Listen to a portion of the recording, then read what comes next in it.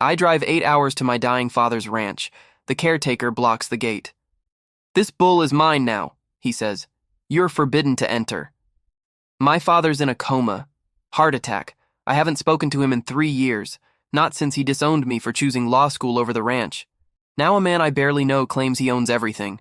The land, the cattle, even Titan, the 26-year-old heritage bull my grandfather raised.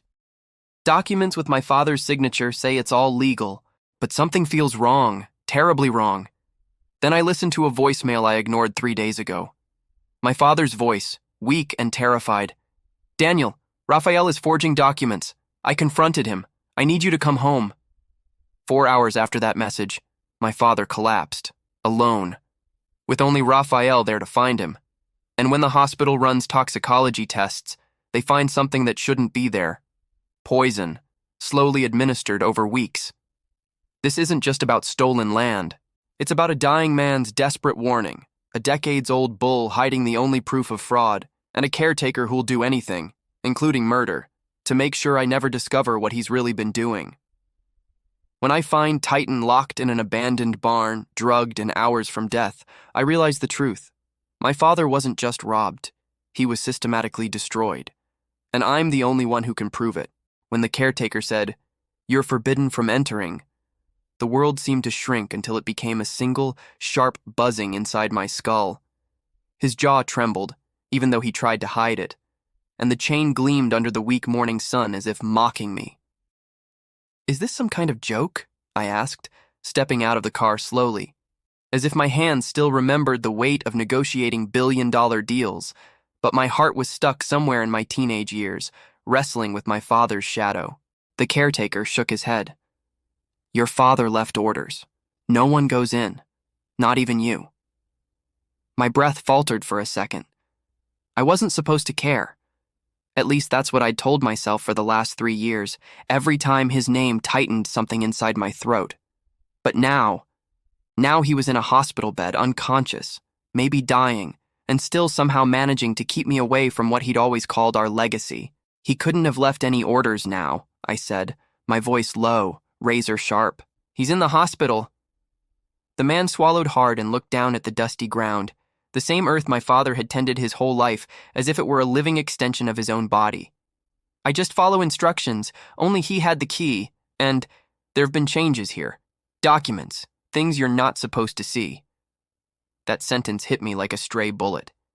Things I wasn't supposed to see, as if the ranch had turned into a vault, and I had become an intruder. My hands curled into fists before I could stop them. "I'll break this gate down if I have to." The caretaker stepped back, not out of fear, but out of pity. Pity for me. And that tiny detail, is what made me understand there was something much bigger hiding behind that chain, something my father had chosen to lock away rather than face. He was dying, and even then he was still keeping me outside of what was ours.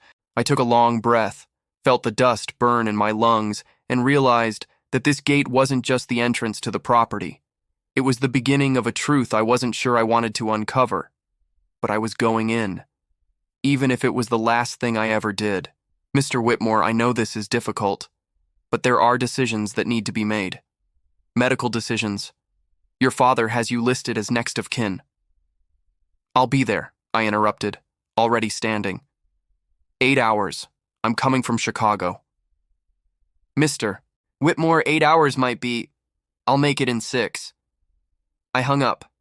By 5:30 a.m., I was on I-55 South, my Mercedes cutting through pre-dawn darkness, coffee barely keeping my hands steady. Thomas Whitmore, my father, the man who raised Black Angus cattle on 400 acres outside Springfield, land that had been in the Whitmore family for 5 generations. We'd been estranged for 3 years, ever since I told him I was taking the corporate law position in Chicago instead of coming home to help run the ranch. He'd looked at me like I'd betrayed everything. "You're choosing money over family?" he'd said. "Then you're no son of mine." I'd left angry, stayed angry, built a career angry. And now, racing down empty highways, I realized I was still furious. I arrived at St. Luke's just after 11 a.m. The nurse at the desk looked at me with pity. "Room 312, third floor. But Mr. Whitmore, you should know..." I was already moving. My father was in bed surrounded by machines. His face was gray, sunken, 71 years old, and he looked ancient. A doctor intercepted me. "Mr. Whitmore, I'm Dr. Chen, your father's cardiologist." "How bad?" "Massive heart attack. He collapsed in his barn around 4 a.m. We've stabilized him, but there's significant damage." He paused. "The next 72 hours are critical. 50-50 chance." I stared through the window at my father's motionless body and felt guilt I hadn't felt in 3 years. "I need to get to his ranch," I said suddenly. "Animals need care." "Actually," Dr. Chen interrupted gently, "the ranch is being managed. A Mr. Castellanos has been handling operations. He has power of attorney for property management." My blood went cold. "What? Who is Castellanos?" "The ranch caretaker, I believe. He's been managing things for years." Caretaker. My father never mentioned hiring a caretaker. The Whitmore Ranch was family only. That was his religion. I left the hospital at 2 p.m., driving familiar roads toward the ranch I hadn't seen in 3 years. The property sat on Route 29, marked by the same carved wooden sign my grandfather made, Whitmore Ranch, East, 1889. But as I approached, something was wrong. There was a heavy chain stretched across the private entrance road, a new chain with a massive padlock, and standing beside an old Ford truck was a man I vaguely recognized, thick-built, weathered, in his 50s. Rafael Castellanos, my father's caretaker. I stopped my car and got out. "Rafael, I need you to unlock that chain. My father's in the hospital." He didn't move, just stood there, arms crossed. "Can't do that, Daniel." "What do you mean you can't? My father is in a coma. I'm his son. This is family property." "Not exactly." Raphael's voice was flat, rehearsed. "Your father made changes. Legal changes, before his heart attack." My pulse quickened. "What kind of changes?" "The kind where he signed over management rights to me. The kind where you don't have access anymore." He pulled out a folded document. "Got it right here. Notarized and legal. You want on this property? You go through me. And I'm saying no."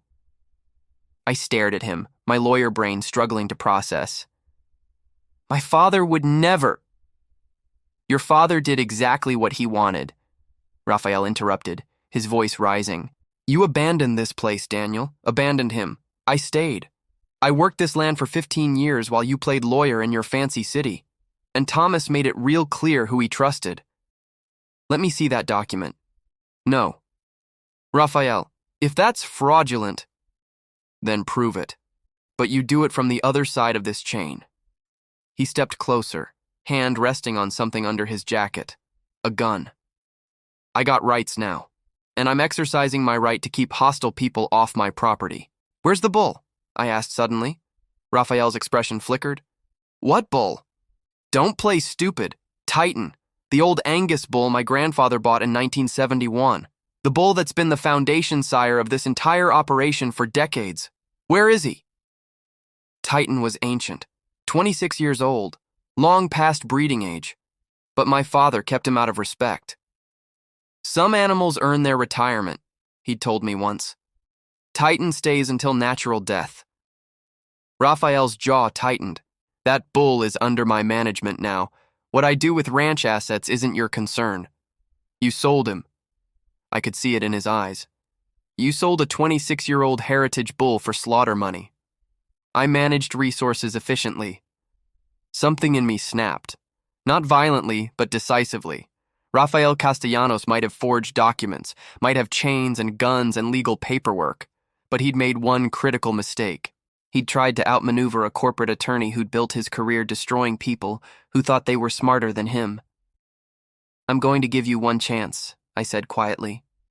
"Unlock that chain, let me onto my family's property, and we'll handle this civilly. Or I come back with forensic accountants, fraud investigators, and enough legal pressure to bury you." Raphael smiled. "You ain't got jurisdiction here, Daniel. You're just a man whose daddy didn't want him anymore. Now get off my land before I call the sheriff." He turned his back and walked to his truck. I stood there staring at that chain, at the road that led to my childhood home. Then I got back in my car and drove away, but not toward Chicago. Toward the county records office, the hospital, and every legal resource I could mobilize. Rafael Castellanos thought he'd won. He thought possession and a signature meant game over. He didn't know that signature was probably forged. He didn't know my father had called me 3 days before his heart attack, a voicemail I'd ignored until this morning. A message saying, "Daniel, it's your father. I need help. Rafael is doing something. I found documents. Please, come home." 4 hours after that message, my father collapsed. This wasn't a family dispute anymore. This was fraud, theft, and possibly attempted murder. And I was going to prove it, starting with finding Titan. Because that bull wasn't just livestock. He was a registered heritage animal with 50 years of documentation. If Rafael sold him illegally, he'd committed a felony. And I was going to make sure he paid for every single one. I sat in my car outside the Springfield County Records office for 10 minutes before I could move. My hands were shaking, not from fear, but from rage so pure it felt like electricity in my veins. Rafael Castellanos had looked me in the eye and told me I had no right to my own family's land. And he'd done it with the confidence of a man who believed he'd covered every angle. He was wrong. I pulled out my phone and played my father's voicemail again, the one I'd ignored 3 days ago because I'd been in depositions, because I'd been too proud, because I'd convinced myself that Thomas Whitmore could handle his own problems. "Daniel, it's your father." His voice sounded weak, frightened, nothing like the iron-willed rancher I remembered. I need to talk to you. It's urgent. Rafael, he's been doing things, financial things. I found documents in his truck, transfer papers I never signed. My name, but not my signature. I think he's been forging..." Static crackled. "I confronted him yesterday. He got angry, said things about how I owed him, how he'd earned this place more than you ever did. Daniel, I was wrong. About everything. About pushing you away. I need you to come home. I need..." The message cut off abruptly. No goodbye. No closure. Just silence. 4 hours later, my father collapsed in the barn. The same barn where he'd apparently confronted Rafael about fraud. The same barn where no one else was present. The same barn where, according to the hospital, he'd lain unconscious for over 2 hours before being found. By Rafael Castellanos. I saved the voicemail to 3 separate cloud services, emailed it to myself, and texted a copy to my partner at the law firm with a message. "Preserve this. Evidence in potential fraud case. Do not delete under any circumstances." Then I walked into the county records office. The clerk was a woman in her 60s named Patricia Henderson. I'd gone to school with her grandson. She recognized me immediately. "Daniel Whitmore? My goodness, I haven't seen you since you were in high school. How's your father?" "Critical condition at St. Luke's," I said. "Heart attack, which is why I'm here. I need to see property records for the Whitmore Ranch. Any transfers, liens, or legal filings in the past 6 months." Patricia's expression shifted to concern. "Oh, honey, I'm so sorry. Let me pull those up for you." She typed into her ancient computer system, squinting at the screen. "Okay, here we go. Whitmore Ranch, Route 29. Oh. What?" She turned the monitor toward me. "There's a transfer of management rights filed 3 weeks ago, signed by Thomas Whitmore, witnessed and notarized by..." She clicked through. "Margaret Foster, Notary Public. Let me see that signature." Patricia printed the document. I studied it carefully under the office's fluorescent lights. My father's signature was at the bottom, Thomas R. Whitmore in his distinctive angular script. Except it wasn't his script. It was close, very close, but the R was wrong. My father always made his middle initial with a distinctive loop at the top, a habit from his years in the army. This R was blocky, mechanical. "This is forged," I said. Patricia's eyes widened. "Daniel, that's a serious accusation." "I know, which is why I need copies of everything, the transfer document, the notary certification, any other filings associated with Rafael Castellanos and the Whitmore Ranch. And I need the contact information for Margaret Foster." Patricia hesitated. "Daniel, I can give you copies, but if you're alleging fraud, you need to go through proper channels." "I am proper channels," I interrupted, pulling out my bar card. I'm a licensed attorney in Illinois. This is my father's property. I'm his next of kin, and I have legal standing to review these documents. Now please, Patricia, my father is dying. She printed everything. 20 minutes later, I was sitting in my car reviewing 5 documents that told a damning story. A management transfer agreement dated 3 weeks ago, supposedly signed by my father, giving Raphael complete operational control of the ranch. A livestock asset transfer dated 2 weeks ago, transferring ownership of all cattle, including Titan, to Raphael personally. A power of attorney for medical decisions dated 10 days ago, making Raphael responsible for my father's healthcare choices. A lien against the ranch property for $150,000, supposedly owed to Raphael for unpaid wages and services. A purchase agreement showing Titan sold to Riverside Meat Processing for $1,200 6 days ago. Every single document had my father's signature. Every single one was notarized by Margaret Foster.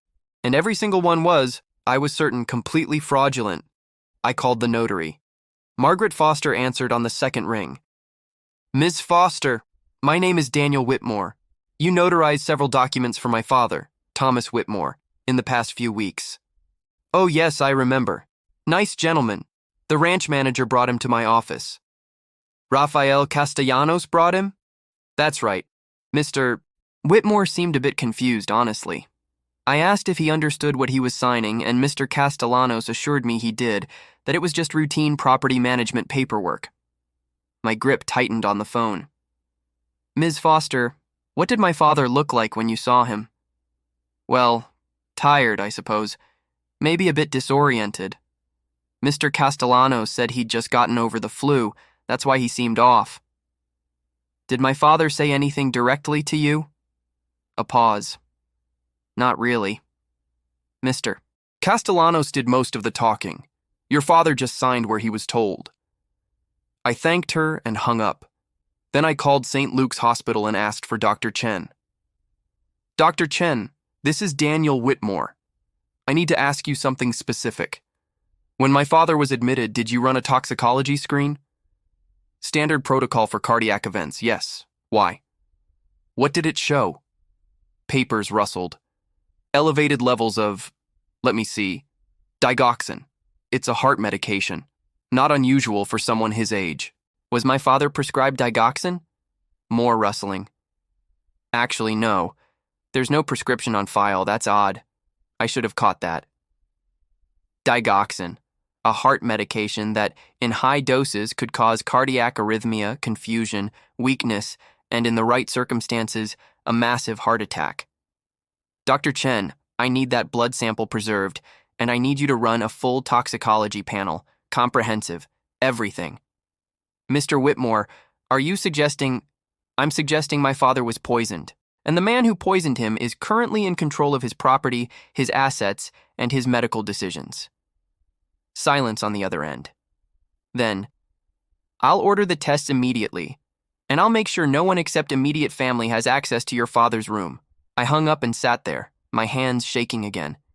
Not from rage this time. From the cold, calculated fury of a lawyer who'd just found his smoking gun. Rafael Castellanos hadn't just forged documents.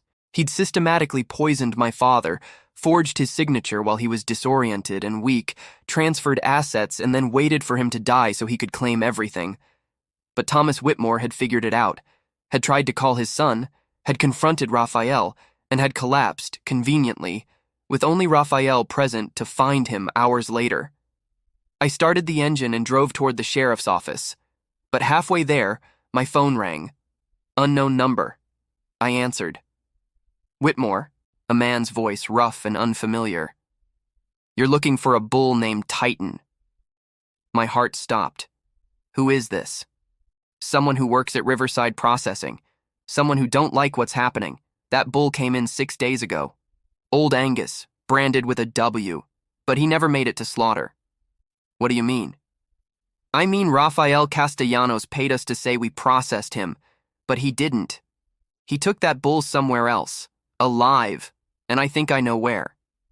Where? Old Hendrick's property, abandoned feedlot off Route 51. If you want proof of what that man's doing, you go there. But you go now, tonight, because tomorrow that bull's gone for real. The line went dead. I sat there for 5 seconds, processing. Then I made a decision that would either save my father's legacy or get me killed. I wasn't going to the sheriff. Not yet. Not until I had proof so airtight that Rafael Castellanos couldn't talk his way out of it. I was going to that feedlot. I was finding Titan, and I was going to expose every crime Rafael had committed, even if I had to break a few laws to do it. The Hendricks property had been abandoned for 15 years. I arrived just after 9 p.m., cutting my headlights a quarter mile out and parking behind cottonwood trees. The feedlot sat on 80 acres of overgrown pasture, with a collapsing barn and rusted equipment scattered everywhere. As I approached, I heard it, a low, rumbling bellow, deep and unmistakable. Titan. I slipped through a broken side entrance. The barn smelled of hay and something chemical. My flashlight beam swept across empty stalls until it landed on the last one. There he was, Titan. Massive even at 26, 1,800 pounds of Black Angus with the distinctive Whitmore brand on his hindquarter. But something was wrong. He was lying down, breathing labored, sides heaving. His eyes were glassy, unfocused. On the ground outside his stall, a syringe and an empty veterinary bottle. "What did he do to you?" I whispered. Titan's head lifted slightly at my voice. Recognition flickered, not of me, but of a Whitmore voice, family. I pulled out my phone and documented everything. Photos of Titan, the syringe, the bottle. Evidence proving Rafael lied about the slaughter, that he'd hidden valuable ranch property. Then I heard gravel crunching outside, a truck engine, headlights. I killed my flashlight and pressed against the wall. The main door rattled, someone unlocking the chain. It swung open. Rafael Castellanos entered with 2 men, all armed. "Check on him," Rafael ordered, carrying a veterinary bag. "If he's still breathing, we finish this tonight." One man approached Titan's stall. "Boss, he looks rough. Whatever you gave him is working." "Good. Once he's gone, there's no proof. No heritage bull, no legal complications." Rafael's voice was cold. "And once Thomas dies, any day now, there's no one who knows the breeding records. No one who can prove what I took." I recorded every word. "What about the son?" one man asked. Rafael laughed. "Daniel? City lawyer who hasn't been here in 3 years? He doesn't know cattle. Even if he challenges the documents, by the time it reaches court, I'll have sold enough to disappear to Argentina." "Shame, though," the second man said. "Hell of a bull.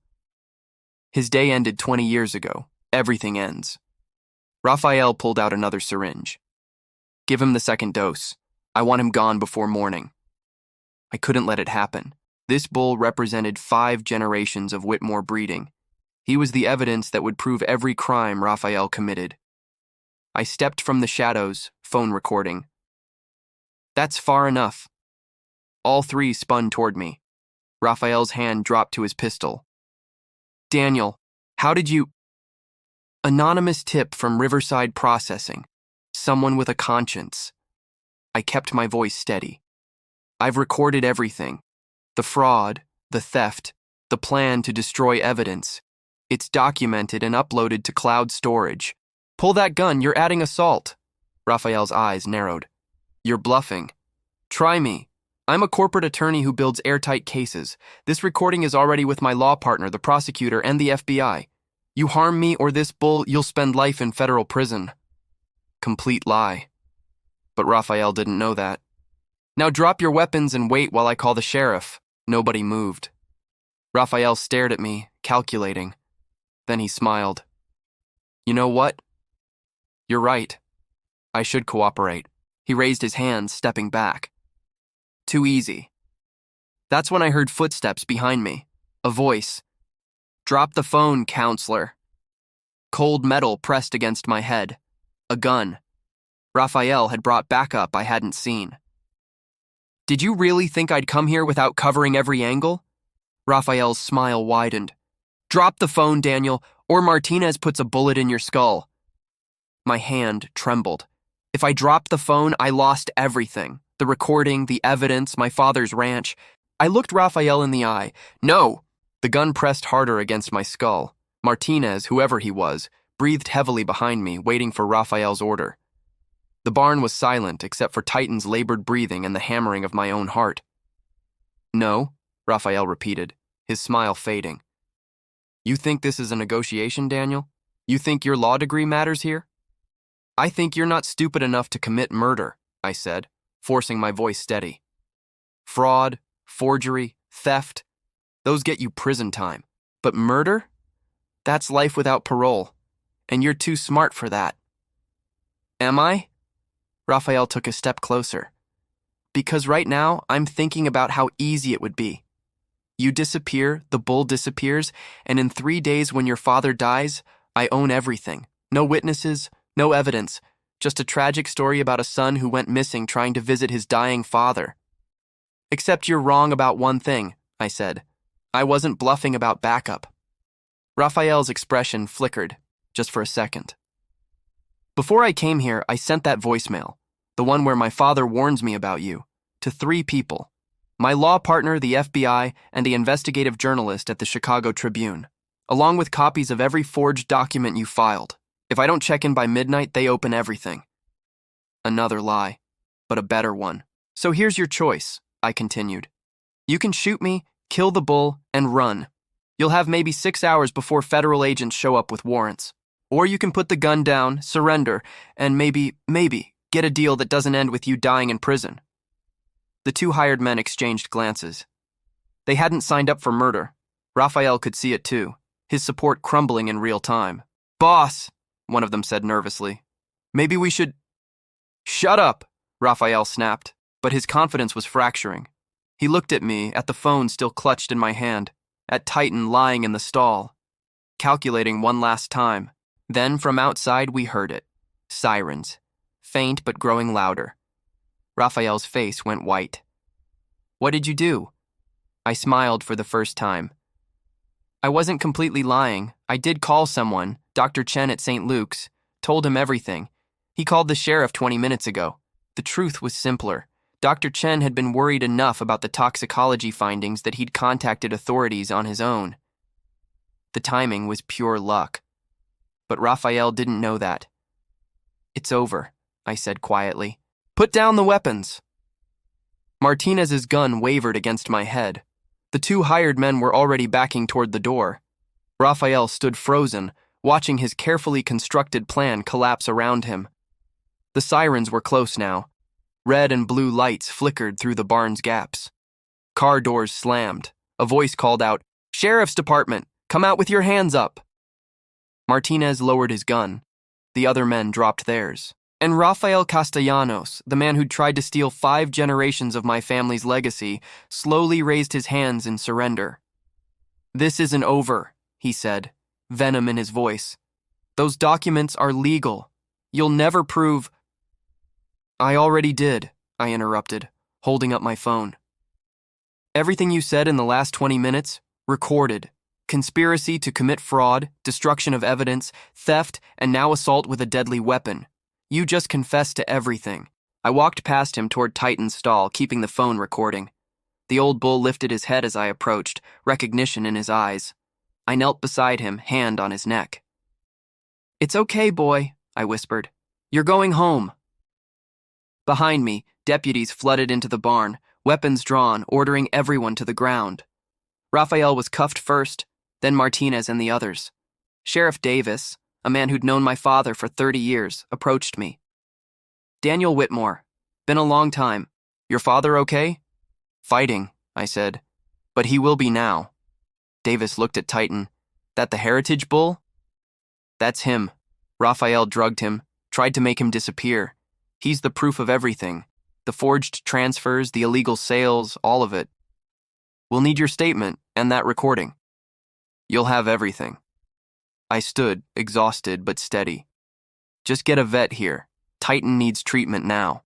As deputies led Raphael away, he looked back at me one last time, not with anger, but with something like respect.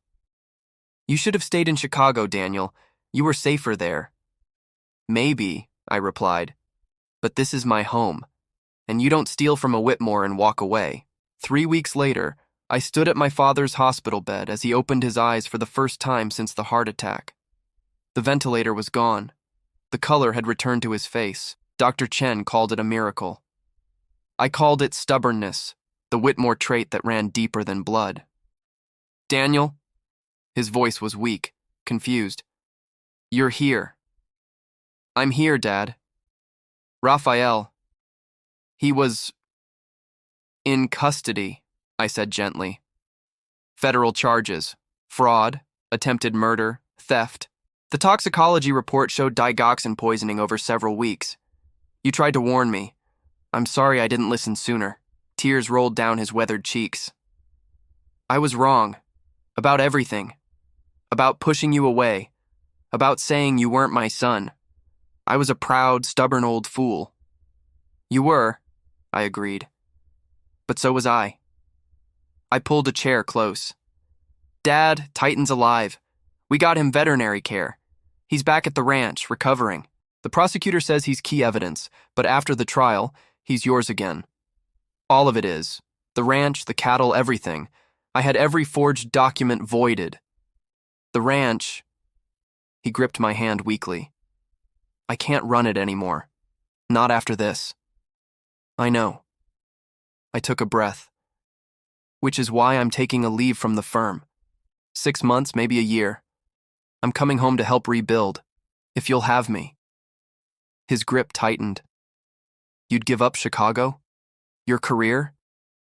"I'm not giving up anything," I said. "I'm choosing what matters.